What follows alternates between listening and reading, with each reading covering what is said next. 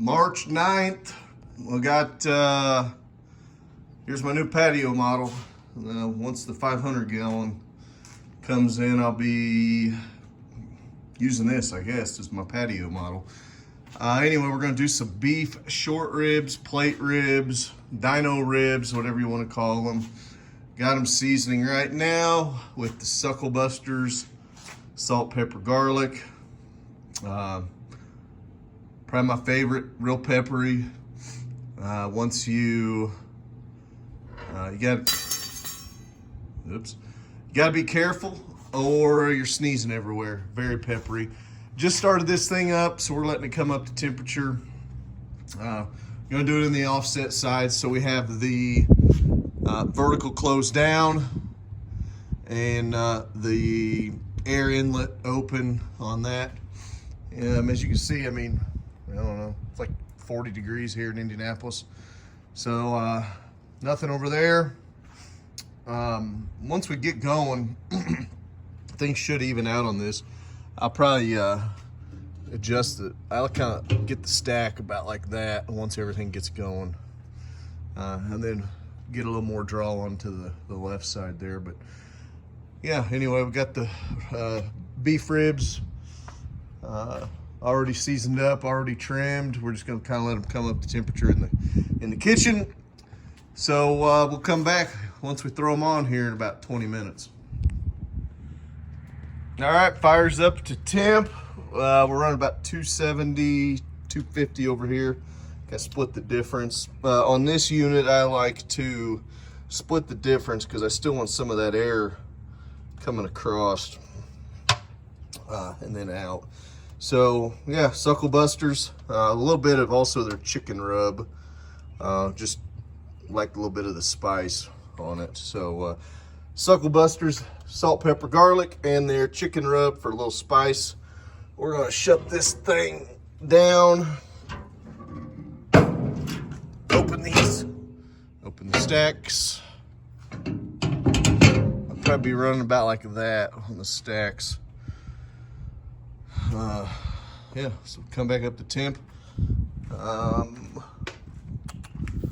can see pretty windy here today. Pretty windy. Got a good size fire going. Just wanting to get the coals. So yeah, we'll check back in about an hour. See what's happening. All right, there we go. We're 1 hour and 7 minutes in. Give it a little spritz. Just water for me on this. Yeah. Gotta say, I think that looks pretty good. Like I said, we got the damper open, air inlet, whatever, and yeah, just rolling right along.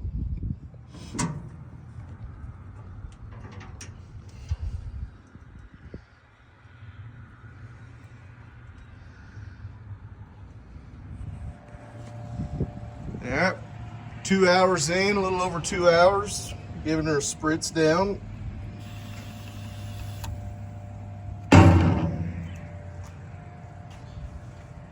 Coming along, meat's pulling back off of the bones. There you go, looking good. Keep her going. All right, we are about 5 hours in. Let's check this bad boy out. Let's see what we got. We're gonna spritz them down. Oh yeah, there we go. They're starting.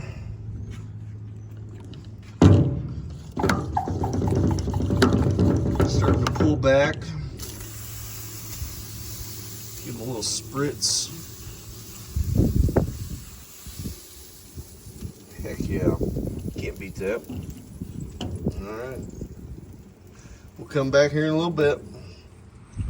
All right, well, 5 hours and 40 minutes in. See what we're running, about 300, about 275, 280. Got these things sitting in the middle.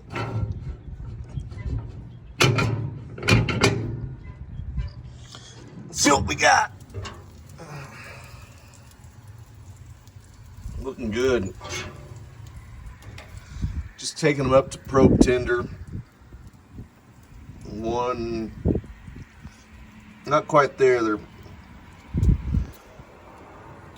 198, 200, 199, 178, 190.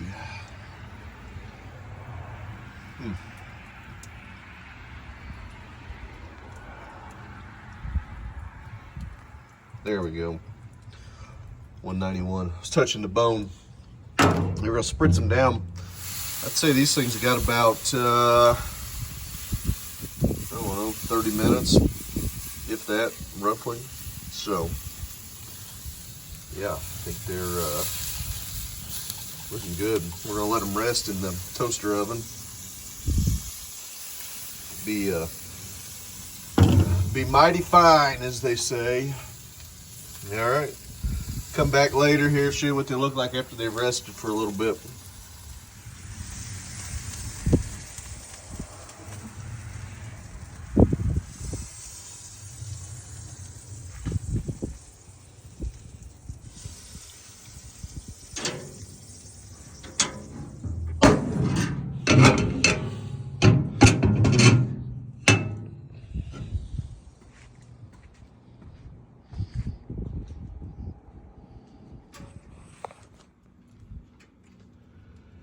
All right, we're right at a little over 6 hours.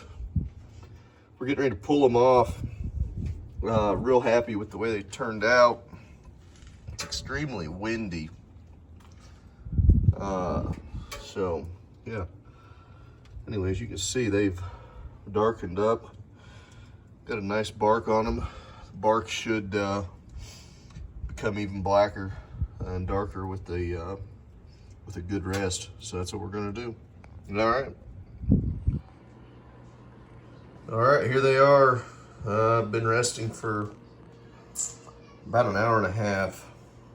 So we'll slice them up. Just wanted to show you what they look like before. Pretty good. Like I said, I thought they'd darken up after they rested. So let's slice them up and see what we got. Here we go. I think it looks good.